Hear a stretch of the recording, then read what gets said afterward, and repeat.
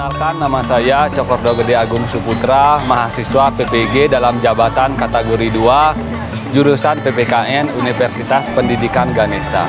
Hari ini saya akan melaksanakan praktek pembelajaran lapangan di kelas 12 MIPA 1. Sekian dan terima kasih.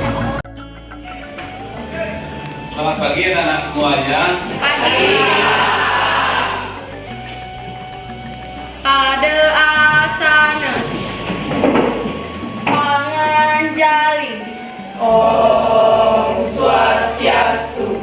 Sebelum memulai pelajaran PPKN hari ini, baiknya kita berdoa menurut agama dan kepercayaan masing-masing agar apa yang kita pelajari hari ini dapat bermanfaat untuk kita ke depannya. Untuk itu berdoa dipersilakan. Berdoa dapat diakhiri.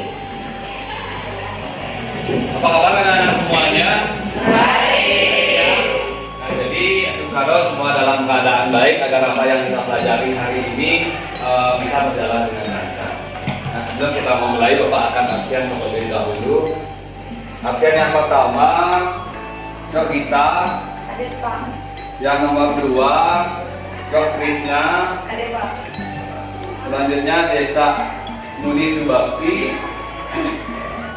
Terakhir Cokordo Istri Agung. Baik, sebelum kita memulai pembelajaran, kita akan melakukan ice breaking terlebih dahulu. Ice breaking yang akan kita lakukan hari ini sangat sederhana sekali. Kita akan melakukan kepuk pagi, siang, malam. Kalau kepuk pagi hanya sekali, pagi sekali. Kalau siang 2 kali. Kalau malam setengah. Tepuk pagi, tepuk siang, tepuk malam. Nah, berarti sementara sudah fokus. Kita ulangi sekali lagi. Tepuk siang, tepuk malam, tepuk pagi, tepuk malam, tepuk siang. Baik, berarti kalian sudah semuanya fokus. Tangan dulu. Karena semua sudah fokus, berarti kalian semuanya sudah bersiap untuk mengikuti pembelajaran kita hari ini. Nah, untuk itu silakan persiapkan dirinya, keluarkan buku pembelajaran kalian, persiapan kalian agar hari ini kita bisa belajar dengan lancar. Harapkan ketika proses pembelajaran tidak ada yang bermain handphone kecuali ada instruksi dari Bapak. Tidak ada yang mengobrol dengan teman yang duduk sebangku dengan kalian. Bisa dipahami ya? Bisa. Nah, materi yang akan kita bahas hari ini yaitu hak dan kewajiban warga negara. Nah, sebelumnya Bapak akan melakukan absensi terlebih dahulu mengenai hak dan kewajiban warga negara.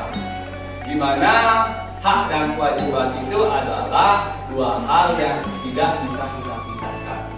Jadi hak dan kewajiban adalah satu kesatuan yang harus digabungkan menjadi satu. Di awal pembelajaran akan ada pretest namanya. Nah, pretest sudah Bapak share di e-learning SMA Negeri 1 Ubud. Sekarang silakan keluarkan handphonenya, silakan langsung buka e-learning kalian, silakan dikerjakan.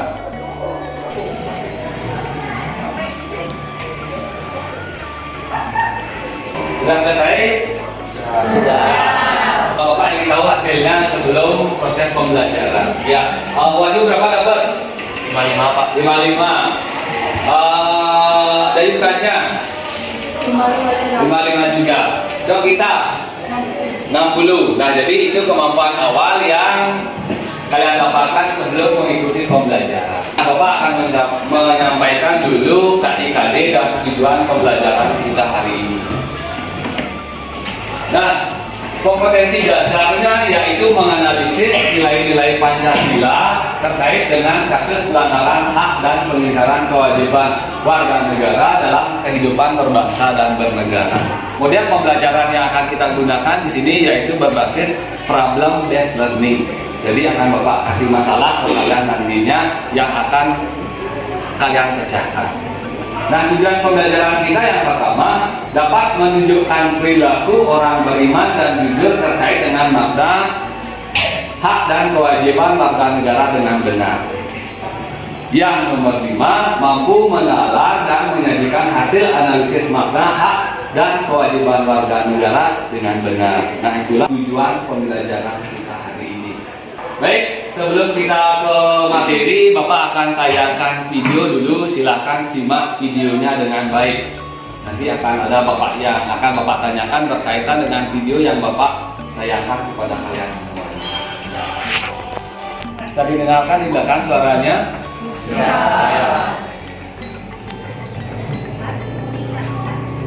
Kira-kira bisa dipahami nggak apa isi video yang Bapak sudah tayangkan tadi? Bisa. Saya bisa Bapak akan bertanya apa sih perbedaan antara hak asasi manusia dan hak warga negara? Saya Pak. Silakan tegangan kita.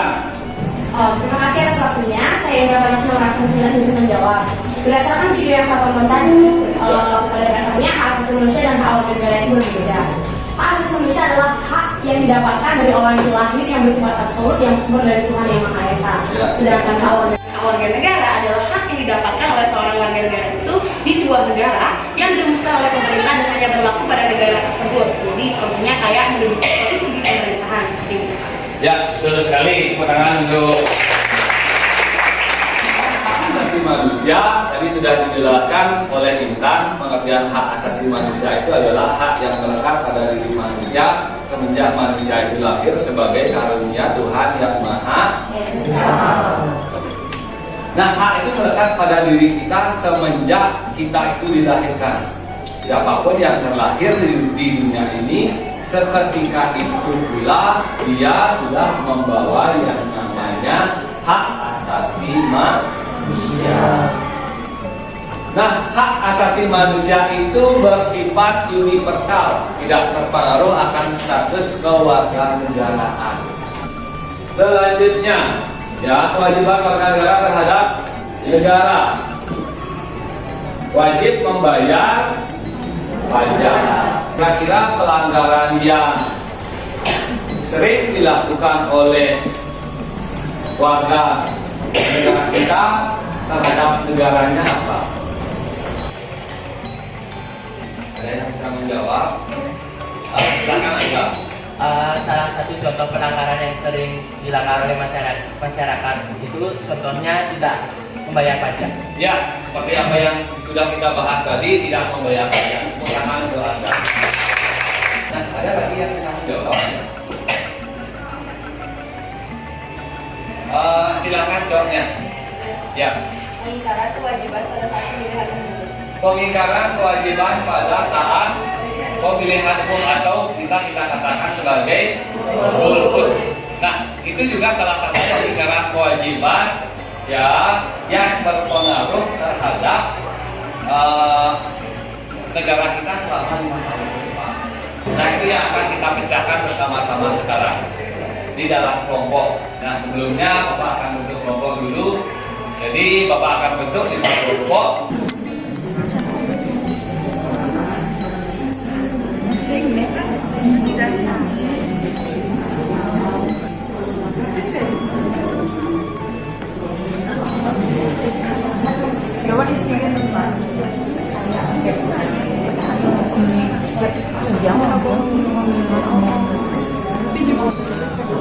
Sudah selesai diskusinya anak-anak semuanya?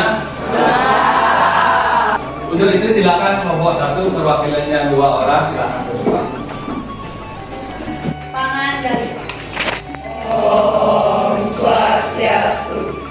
Jadi perkenalkan di sini kami dari perwakilan kelompok 1 akan menyampaikan hasil diskusi kami terkait soal yang terdapat dalam LKPD. Nah, sebelumnya perkenalkan, nama saya Kutayo Kumala Susila, nomor absen 21 dan rekan saya. Di sini saya Iwayan Andika Purnayasa nomor 17, mewakili dari kelompok 1. Nah, jadi permasalahan yang terdapat dalam LKPD itu adalah apa sih faktor-faktor yang menyebabkan meningkatnya angka golput yang akan disebutkan oleh PT. Baik, di sini saya akan menyampaikan hasil diskusi kami mengenai masalah yang kami dapatkan, yaitu mengenai faktor-faktor yang menyebabkan meningkatnya angka golput. Menurut hasil diskusi kami, faktor-faktor yang menyebabkan meningkatnya angka golput tersebut, yang pertama ada banyak warga negara yang tidak terdaftar atau tidak mendapat kartu pemilih atau kartu undangan pemilih belum sampai.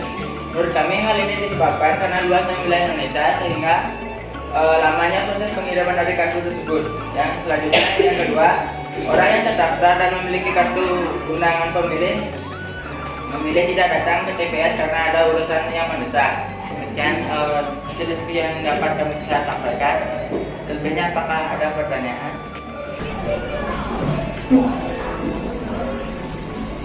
Baik, untuk perwakilan nomor 2. Saya dari kelompok 2 ini bertanya, apa yang menyebabkan warga negara Indonesia tidak mendapatkan kartu pemilihan umum? Terima kasih atas pertanyaannya. Izinkan kami untuk melakukan sesi Baik, terima kasih atas pertanyaan yang kami berikan. Jadi soalnya tadi yaitu apa penyebab warga negara yang tidak memiliki kartu pemilu atau kartu pemilihan umum. Nah di sini setelah hasil diskusi kami ada beberapa alasan mengapa masyarakat itu tidak memiliki kartu pemilu. Nah yang pertama itu administrasi pemerintah yang belum merata, di mana seperti yang kita ketahui Indonesia itu kan luas. Jadi kalau misalnya dengan luas lokasi yang begitu luas gitu, jadi kayak kadang administrasi pemerintah itu tidak merata. Jadi nanti kartu pemilunya itu tidak dapat tersebar dengan baik. Itu yang pertama. Nah untuk yang kedua itu ada beberapa masyarakat yang mungkin masih awam atau tidak mengetahui informasi terkait apa sih syarat untuk melakukan pemilu, yaitu salah satunya memiliki kartu pemilihan umum. Itu yang sisi yang saya dapat tambahkan. Kalau misalnya ada kesalahan atau ingin menambahkan lagi bisa dipersilakan. Baik, sekian yang dapat kami sampaikan. Mohon maaf jika terdapat kesalahan kata yang sengaja maupun tidak sengaja. Untuk perkenan kami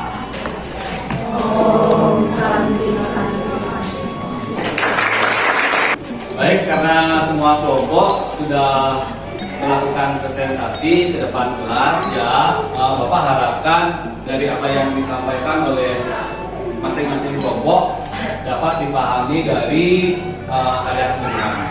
Apa yang dapat menyimpulkan pelajaran hari ini? Banyak sekali yang saya berarti secara umum apa yang Bapak sampaikan hari ini bisa dipahami oleh anak-anak semua. Baik, silakan satu perwakilan. Ya, silakan Dinda. Buat ini saja.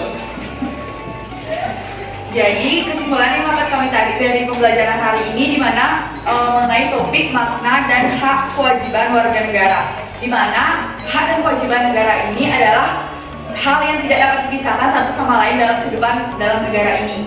Di mana hak warga negara adalah hak yang didapatkan dan diberikan oleh negara dan melekat pada diri warga negara tersebut dalam kedudukannya sebagai anggota negara. Sudah sangat lengkap sekali kesimpulan yang disampaikan oleh teman kalian semuanya. Itu sudah mewakili bahwa pembelajaran hari ini bisa kita laksanakan dengan baik.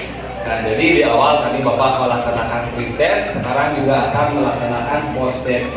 Post test ini tujuannya mengukur kemampuan kalian setelah mengikuti pembelajaran itu hasil post testnya seperti apa. Nah, kembali sekarang silakan buka e-learning. Bapak sudah sampaikan linknya di sana. Jadi silakan sudah bisa diakses. Sudah selesai? Nah, jadi sekarang Bapak akan tanyakan hasilnya yang sudah kalian lakukan. Di pretest Wahyu dapat berapa? 60. Sekarang protesnya 90. Berarti sudah ada peningkatan. Ya, Dayu tadi dapat berapa? 55. Sekarang 85. Ada peningkatan juga. Cok kita tadi dapat 60. Sekarang 90. Berarti peningkatan yang besar sekali. Berarti semuanya kita. Nah, baik, pertemuan kita untuk materi yang kita bahas hari ini kita cukupkan sekian. Nah, untuk minggu depan ya kita akan membahas materi yaitu kasus-kasus pelanggaran hak dan pengingkaran kewajiban. Nah, karena tadi kita diawali dengan doa untuk menutup kegiatan hari ini, kita akan akhiri juga dengan doa. Ketua kelasnya silakan pimpin doa hari ini. Pada asalnya. Sebelum mengakhiri pembelajaran PPKN hari ini, marilah kita berdoa menurut agama dan kepercayaan kita masing-masing. Untuk itu berdoa dipersilakan.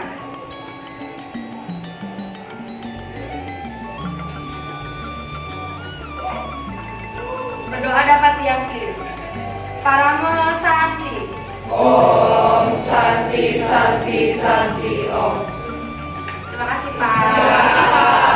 Terima kasih anak-anak semuanya. Sampai jumpa di minggu depan lagi. Ya.